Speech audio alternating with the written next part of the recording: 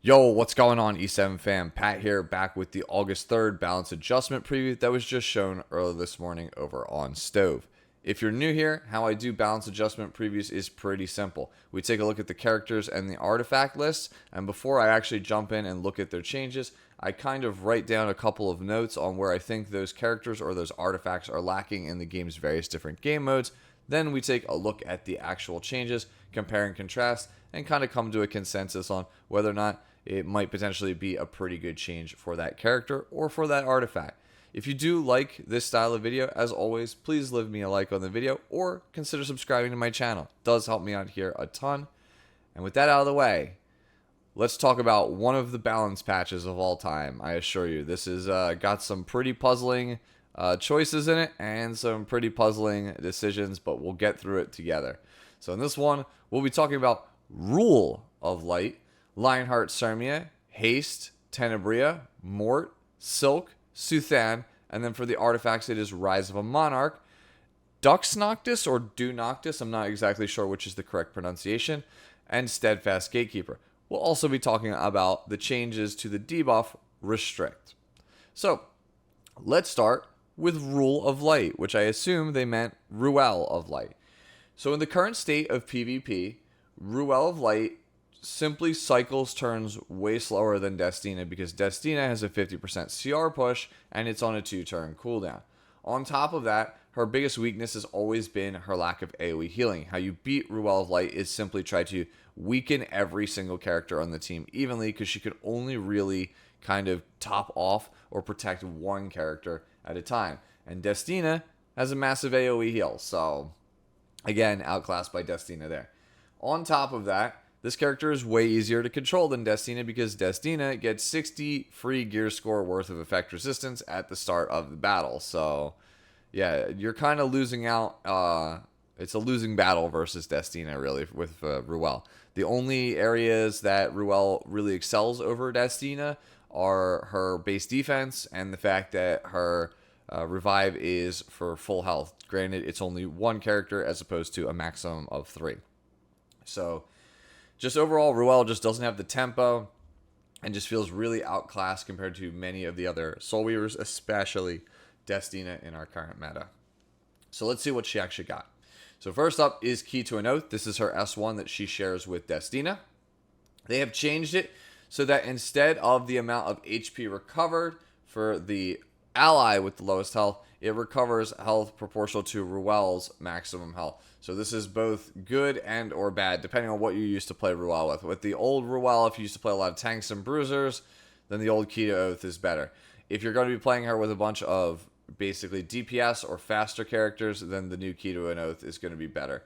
It's kind of a push. It's not really that much of a change. It kind of brings it more in line, I think, with other S1s from other Soul Weavers. Is it a buff? Like I said, it's kind of depends entirely on how you used to play Ruel. The other change is on Light Pillar.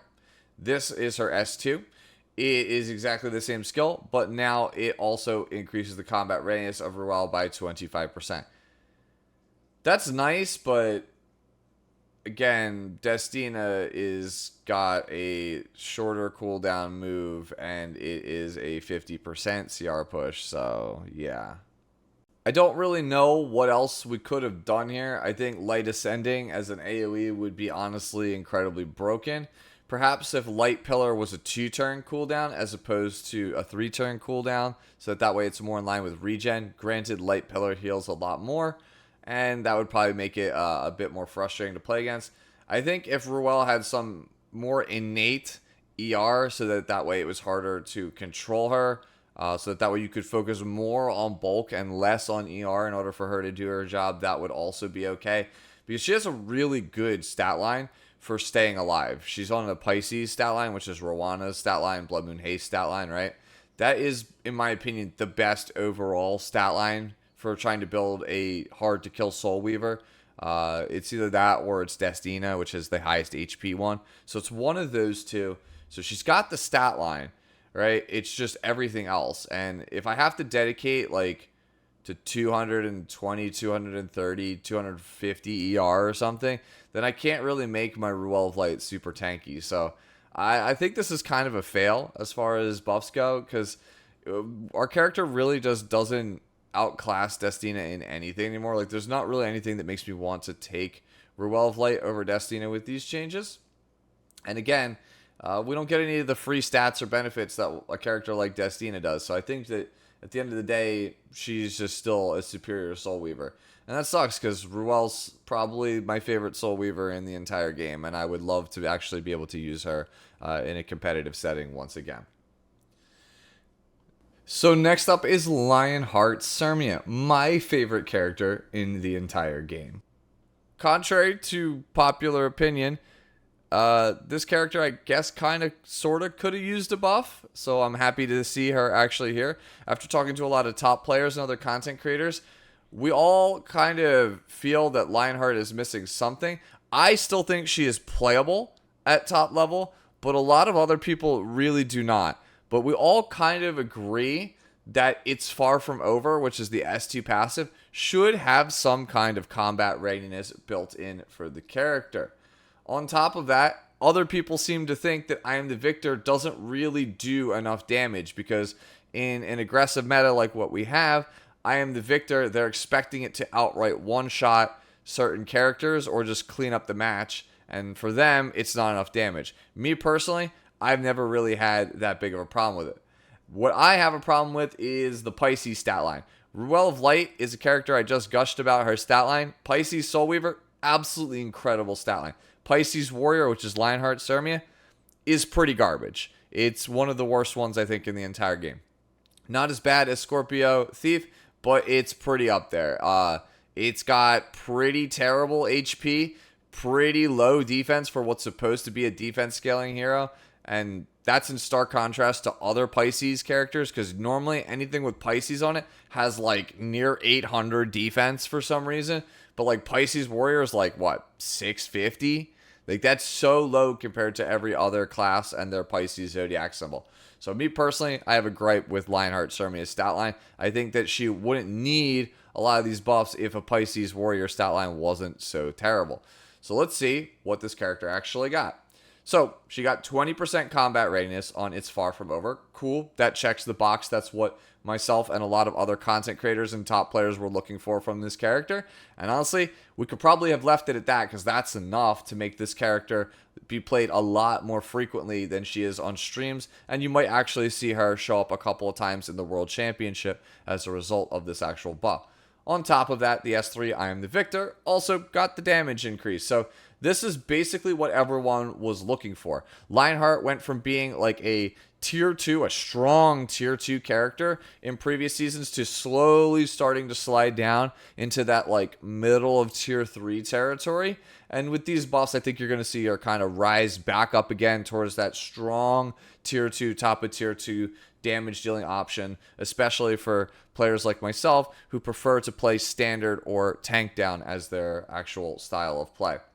So I am personally super thrilled about this, because again, it's my favorite character. I love to play this character, and even I've noticed that like I use her a lot more in Guild Wars than I would in some of the other PvP game modes lately. But I still thought that this character was still good and could be played at a high level, when a lot of other people have kind of written this character off. Hopefully with these changes, that won't be the case. That said, even though I love the fact that Sermia got buffed, there are still other Moonlight 5-star heroes that probably could have deserved the slot a bit more. Blood Moon Haste comes to mind. He completely needs a rework. He has no real identity after the changes to Bria, which is Seria. And then you still have characters like Judge Kisei that desperately need a rework, because right now she has literally no identity. She is never going to be the best damage dealer anymore for Cleave. And in her current state, she is worse than almost every other opener. And if you tried to enhance her status as a opener currently, she would just become another Lua. So the character just really has nowhere to go. There's nothing you can really do with the current kit. It needs to be scrapped and completely reworked. So I would love to see Judge Kisei completely reworked from the ground up in one of these balance adjustment previews sometime in the future. Let's move on now to Haste. Haste is another character that really doesn't have an identity. Why would you play Haste over any other opener? He has lower base speed than most of the other meta openers at 120. So he's lower than Conqueror Lilius, he's lower than Para, he's lower than Ran, he's lower than like Command Model Leica, right? So why are we playing this character over any other opener? It makes no real sense, right? If you even look at his S3, it doesn't actually really do a whole hell of a lot, right? Compared to what you get for other characters. Like, you get to have a Dispel 2 debuffs as well as a bleed and a potential defense break on the S3, right? But you get similar, if not better, performance from Ran. He's a faster character. He gives 2-turn immunity for your team. He has a skill nullifier, so he's protected from potential counter attacks. He's got a soul burn that guarantees that he does the thing that you picked him for. Restrict stops what most people are trying to do. I called it restrict, but it's stigma, right? So that hampers what other people are trying to do to counter your Ran in the first place. On top of that, he has defense penetration on the S1, so he actually can kind of clean up, whereas Haste really, I feel like, cannot do that quite as well. So he just doesn't really have the options, right? Comparing him to other openers, again, Para is also a tank and an attack buffer on top of being that opener if you need it. Leica can have some really incredible synergies with her S2, like Vildred Cleave, for example. You have the Landy Cleave as well. And then you look at Conqueror Lilius, which is literally like a Swiss Army knife, I do everything style of character. All of these characters have also super impactful basic attacks, right? We already talked about Ran has defense penetration. Para is a stun, and then Conqueror Lilius arguably has the best S1 in the game in Kneel Down, which gives you a random chance at getting a DPS or even a utility character, like said, Para's kind of stun, right? So what does Haste do that these characters all do not do? Oh, one other thing I got to point out. The S2 on this character, it's Vampiric Touch. When we have Vampirism now, like, Vampirism is just way better than Vampiric Touch, so he even has less value here on the S2. Like, give him Vampirism at this point, right? On that move. So what did we get, right? So now, his S1 Envoy Scythe, instead of stealing a buff, it's a defense break. All right, cool. That doesn't make a character. Like, we've seen this with Moonlight Rowana, right? It's cool. Doesn't really make the character super, super impressive. And then we lowered the cooldown on his S3 here, Vampiric Seal. It's still not better than, like, any other opener, I feel like, that you're going to be playing in the meta. So, yeah, this really sucks, man. Like, Haste has just been not in a good spot since, like, the start of the second year of the game. Like, pretty much since the release of, like, episode 2. Like, when the game first came out, Haste was considered one of the coveted picks. He was considered very, very strong because back then 120 speed was really, really fast. And we're kind of all still figuring out the game, right? He was considered like a good opener and a good DPS. But once people kind of figured him out and realized that there are other characters that are more degenerate than him, there are characters that are faster than him, like, we all kind of found our footing in the game. Haste never really recovered. He just doesn't really feel like he has an identity. Like they're saying right here, he's a versatile hero that excels in dispelling enemy buffs, decreasing defense, inflicting bleed, and healing allies with high speed. The thing is, he's not the highest speed, right? He's not the best dispeller. He's not the best defense breaker. Bleed is kind of a meme. Like, the only, like, bleed hero that you could possibly want, I think, is Baiken, because having a bunch of bleeds literally just lets you insta-kill somebody. And he's not the best healer. Again, I talk about it in a lot of my videos. Epic 7 is a game where you want to choose the correct tool for the job. This is a Swiss Army Knife character that's not nearly as good of a Swiss Army Knife as characters like Mediator Quirk or Conqueror Lilius. Like, that's his competition. And until he does something on their level or they nerf those kind of characters, he's just never really going to get there. The other thing is we changed the exclusive equipment on Haste. So the first one now, it used to increase the combat readiness of Haste by 15% when using S1. Now it increases the defense break chance by 15%. 65% does not inspire confidence on this thing. I would rather have had the 15% because then maybe you could do some kind of meme builds with it, like Unity or something. I don't know. That one doesn't seem super good to me. And then we have the change here on option 3. Extends the duration of bleeds on Vampiric Seal by 1 turn. Again, we just talked about this. Bleed is not really like a good debuff. I would rather almost always have burn. And I would definitely rather have bomb for actual debuffs that deal damage over time. Like bleed, again, kind of a meme status on this thing. So yeah, sorry about Haste. Next up is Bria, my least favorite character in Epic 7. This character is actually fantastic in PvE. One of the better PvE characters in the entire game. Those of you who have watched my recent Abyss videos for problematic floors that I revisit already know Red Bria, absolutely fantastic PvE hero. Doesn't really need a whole heck of a lot, right? She's really just competing with Ball and Cezanne for Expedition, so I guess if she had better damage than Ball and Cezanne, then sure, maybe we might actually want to use her on the optimal Expo teams in the future. As for things that she would probably need to be somewhat decent in PvP, she would need to be faster, because right now she's basically the slowest mage in the game with the mage carry stats. Like, her stats are insane. The problem is low base health for a mage, but that's, again, something all mages have, right? And then her speed is not really there, but like attack is sky high, and everything else absolutely incredible on this character. But if she was going to need some other kind of stat help, it would either be speed to be faster, so that way she can kind of do the job as like a potential debuffer slash carry hybrid. And I like her counter build. I think it's pretty fun, and it would be pretty cool, I think, if she had some way to mitigate damage, that way that was kind of viable again. Because for the first like 2 or 3 seasons of RTA, counter Bria was pretty real and honestly really fun to use. So I think that would be kind of a great thing that they should revisit. But as for what she actually got, Ominous Thunder, this is the S2, now has Restrict for 2 turns, and they moved the Soul Burn for some reason on Nightmare, which is the S3, to the S2. Sure, I guess. That's kind of puzzling. I don't really like that much. Then we changed Nightmare. Nightmare's now a 3-turn cooldown. It already was a 3-turn cooldown from the exclusive equipment. It's the one that most people were using on her anyway for PvE. So they kind of gave that to you natively, which means you know that they're going to change the exclusive equipment, and we're going to visit that. Cool change, I guess. We also changed the imprint from dual attack chance to effectiveness. I'm not super keen, actually, on this one, because Bria's artifact gives increased dual attack chance, and that's one of the fun parts of using the character in PvE, is that you have this character that has insanely high dual attack chance, and the artifact of choice is also giving dual attack chance, which means you want to lean into Unity, and then it's just like, man, I'm getting so much dual attack chances, I'm getting so many sleeps, that's going to give me so much turn cycling, right?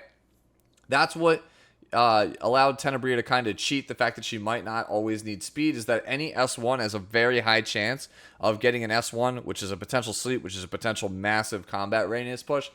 I actually would rather have the dual attack chance than the 27% effectiveness, if I'm being real with you, because again, the high rolling status is what makes this character like really fun to use, and I don't really like that change. It actually kind of makes Abyss a bit harder with these changes, and that was one of her strong suits. So again, not really super keen on that one. Here's the exclusive equipment that was changed. Obviously, it's no longer reduction on Nightmare's cooldown. Instead, it gives Gab to her when using Nightmare, which actually I guess could mean that she has better damage than Ball for Expeditions. That's something we'd have to actually test. So we're going to leave that one as a question mark. But yeah, the other stuff, it's kind of a miss. That said, I wasn't really expecting Bria to break into PvP like she was in the past. It just would have been a nice change of pace. But overall, I think that this is, these are acceptable changes for this character. Except for this change, obviously, on the imprint concentration. These are all right. Like, this is kind of like a side grade or like a quality of life change. Character's still nuts in PvE. And if you like Bria, you should probably build one for PvE anyway, especially if you haven't finished Abyss. Next up, we're going to talk about the great Mortalics, and I have written down for him, question mark.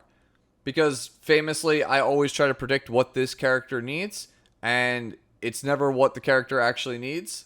And I always say, hey, I think this character is going to be insane post-buff, and then he's not actually insane, and he's still just terrible. So I am not confident on my ability to rate the Great Mortalics as a character. So I'm just going to let you all know that now. I'm just being fully honest about it.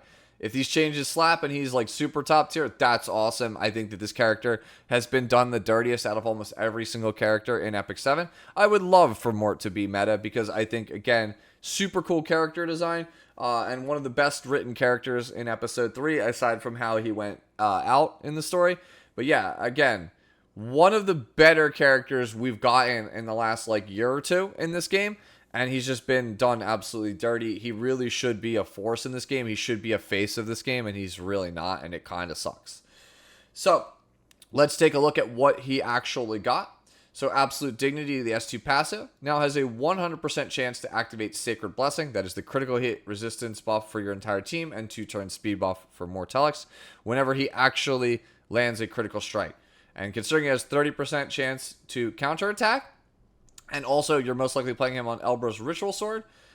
Yeah, that means we're going to have critical hit resistance up pretty much all the time unless we hit him with the unbuffable or the team with the unbuffable.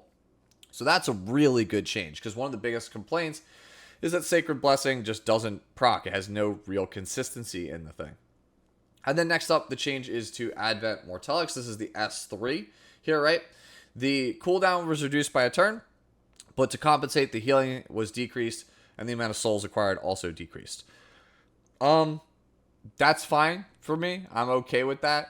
Again, this is a character I think that is trying to play a longer game because of the innate injuries and the fact that he's leaning onto counter chance, and it's not like AoE counter, it is a single target counter. Overall, I'm okay with these changes. Like, this might be what the character needs, but again, I'm famously wrong on this character. I'm like 0 for 2 or 0 for 3 on this character. If this character is actually good, I will do a guide on him because I know for years now, Mort has probably been the most requested character from you guys in DMs for how to play, and I've refused to do him because, one, I don't have a lot of experience with the character, and two, he's just really not that good. He hasn't been in a good spot for a really long time. And I don't want to usually choose characters that are incredibly low value. It needs to be a character that I think is going to be useful for players to climb the ladder, or useful for newer players to kind of get their footing into various PvP game modes, such as with Guild Wars, which is why I've done things like Fighter Maya and Inferno Kawazu in the past. Next up is Silk. Yeah, so I have written damage, because her damage multipliers are terrible. Bulk, because this character has like 500 defense and like 4,500 health. And something actually useful, because this character's like crowning achievement, what she does is gives slow to the enemy team and speed buff to your team, but doesn't actually strip and doesn't do any damage. So yeah, Silk's kind of bad, if I'm being real with you.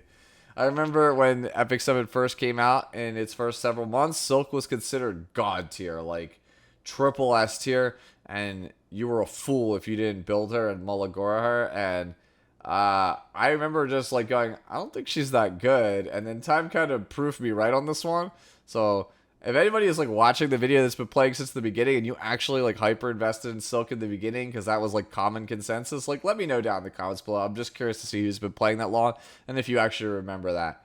So single shot, this is the S1. It now decreases their combat readiness by 10% fixed as opposed to whatever this is here. It's like 13% or something that you used to got. Like you had to like upgrade. I know it is 10. I'm sorry, it's still 10. You just had to upgrade it into that. It's like 7 to 10, I guess. Now you just get the full 10, and we increase the damage. The problem is like we didn't increase the damage multiplier. That damage multiplier is like a 0.8 with some speed scaling, and it's not like speed scaling is like not really good. So I don't really feel like this does a lot, but sure. We got the change to concentration. That's the passive. So now, instead of getting 15% CR push when attacked, you get 15% CR. And also, you get to dispel 1 debuff from Silk. That would be great if Silk actually could take a hit. She actually can't. She just gets 1 tap because she has absolutely no bulk stats. So, yay, I guess. Like, if you get AoE'd, right, and you're in stealth from Guiding Light, she's what, like 20% maybe? Oh, cool. I dispelled one debuff. A slight breeze kills me. So this ain't it. This is not it. When the caster's stack focus is 2 or more, uses automatic fire instead of single shot. So, automatic fire attacks the enemy with arrows, decreasing the combat radius by 10%. Damage dealt increases proportional to caster's speed, penetrating the target's defense by 20%. This attack receives effects that are applied to basic skill. Okay, so even with 20% defense, Pen, I still don't think this character does enough damage, right? Like, if we didn't actually increase the speed scaling or the damage multiplier, right? Like, we got some extra stuff here, right? Right, so this is 25. No, this is still the same damage. We just spread it apart, right? Like, we just spread this apart, right? Then what was the point of this? What was the point of this buff, right? Like, we removed the 3% combat radius. We gave it to you up front, right? 5, 10, 15. 10 is 25 versus 10 plus 15 is 25. This is the same. They didn't even change it. What was the point of this? The character still doesn't do anything useful, still doesn't do any damage, still doesn't actually have the bulk to take advantage of such a good passive, right? Like, you have any idea how many characters would kill for when attack, get 50% CR and dispel a debuff? That's insane. And it's on this character? I don't know. This just feels like not good, right? Because no damage, doesn't strip as an opener, doesn't do anything impactful as an opener. Like, slowing your enemy team is nowhere near as good as, like, stunning the enemy team or, like, 2-turn defense breaking the enemy team with unbuffable, right? Like, it's so much better than whatever this is. And then even if you're like, well, hey, this character can lean into the 10% combat readiness pushback. Newsflash, we already got rangers that do that. Like, Red Litica is, like, insane for that because she's got, like, I think it's 15 to 30 or 15 to 25% CR pushback on her S1. And then her S3 is 100% pushback. And then the other Silk, Wander Silk, has a speed imprint and also has 100% CR pushback with a silence. What does Green Silk even do? Alright, next up is Suthan. This is actually Arya's younger brother, as well as Ahmed's younger brother. It's a 3-star. Same thing I say all the time. Needs a specialty change on this character. Nothing else is really going to save it. That said, Belated Bloom is still a really good passive, and they keep adding to it here. So instead of just attack and effectiveness every time the character gets a turn, it's now attack, defense, and effectiveness. So this character could potentially become a monster if they ever actually get a really good specialty change. Shadow Release releases mana to attack all enemies and has a 100% chance to make them unhealable and inflict 2 burn effects for 2 turns. Bringing it more in line with other characters. Most other AoE characters give 2 burn effects on them. Yeah, Suthan just still has a really solid kit for a 3-star.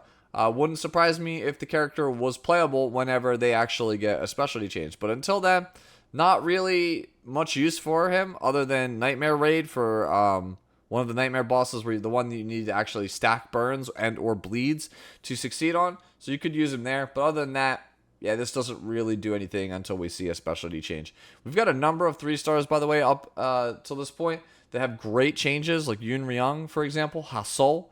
These characters are just waiting, begging for a specialty change, and it's been months. So I think we might need to kind of accelerate the timetable here a bit, guys.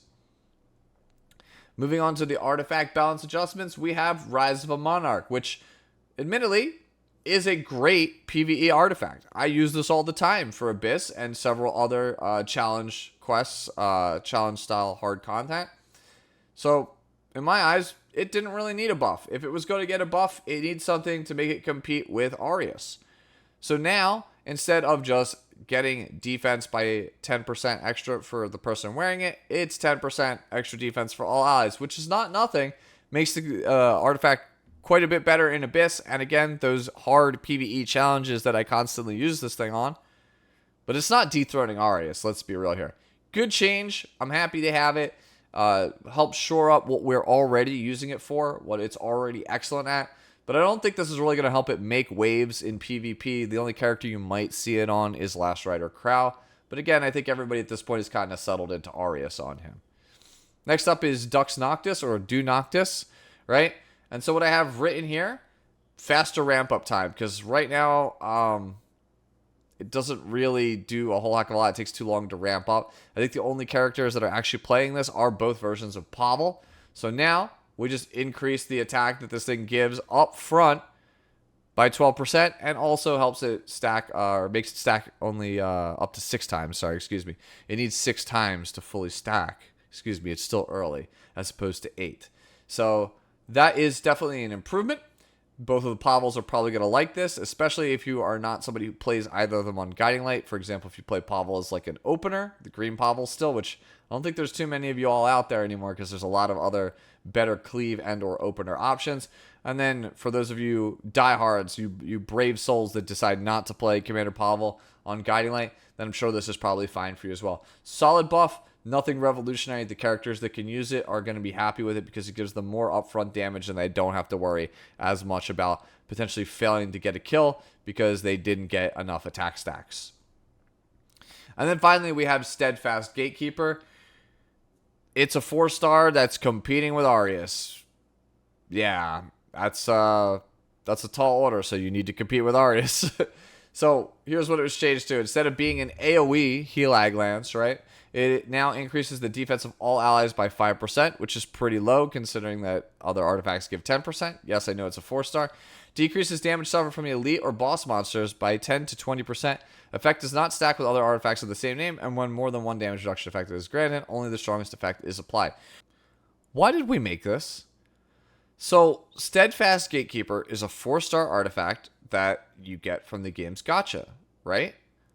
Sword of Azera is this same effect, but it's 30% at max.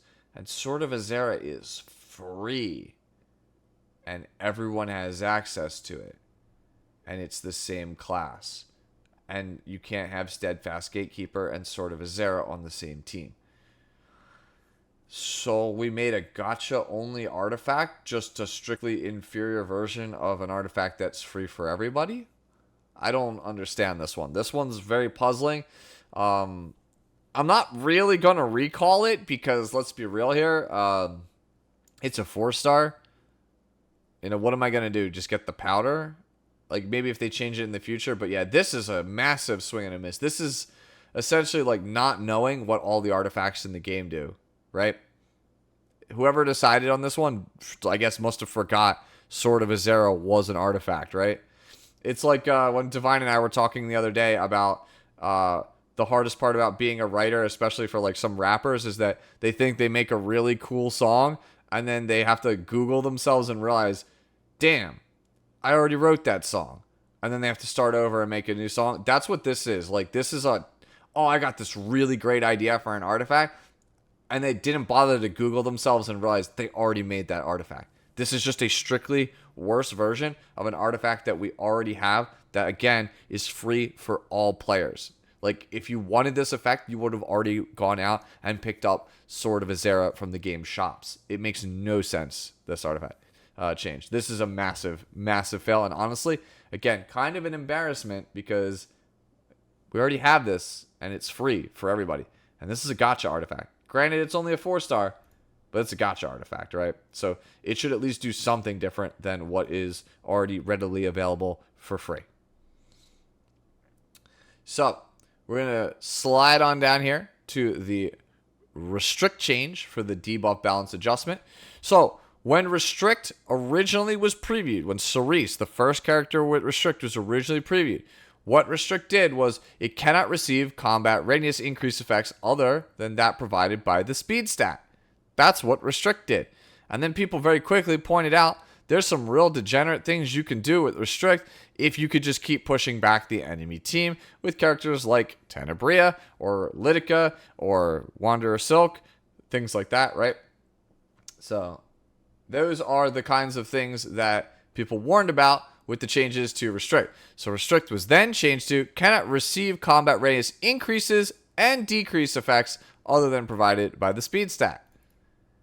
And I guess we're just at the point in power creep now where restrict just doesn't need that decrease clause anymore. So this is going to be one of twofold, right? Either this change is going to basically mean nothing and it's not really going to be a thing that you have to worry about. Restrict is still going to function similarly to how it is in the past. Or we're going to see a whole new type of control team where you don't get to play the game. And unlike Cleave, where you die in like 20 seconds, you die in like 4 minutes. And that's not fun.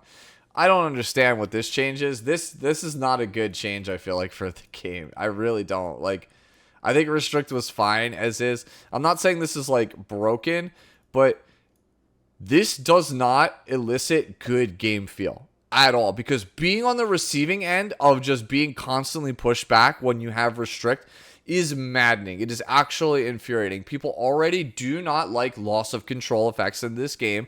They do not like being silenced by your AOLs, your cooldowns pushed back by your Luas and stuff. So how do you feel now about you basically just waiting to finally take your turn and then just constantly being pushed back out of like range? You get to like 80-90% CR, get pushed back to 70 to 50 range, right? And that constantly keeps happening to you, and there's nothing you could do to circumvent it because you're restricted, right? You just have to sit there and hope that your opponent doesn't control you for the entire game. Again, it's just bad game feel, guys. Like, I don't know why we went with this change. Games are meant to be fun. This kind of effect doesn't really make the game fun, right? It makes certain things stronger, sure, that you might want to actually increase, but like, does it add to the enjoyment of the game? No, I don't really think so. I'd be curious to know what everyone's thoughts are on the changes to Restrict, as well as any of the other changes that I talked about in this balance adjustment preview. Hopefully, you found this somewhat entertaining and enjoyable and possibly even informative. If you have, as always, like I said, leave me a like on the video. It does help out a ton. If you disagree, let me know down in the comments below. And as always, enjoy the rest of your day, the rest of your week, and I'll see you in the next one. Bye-bye now.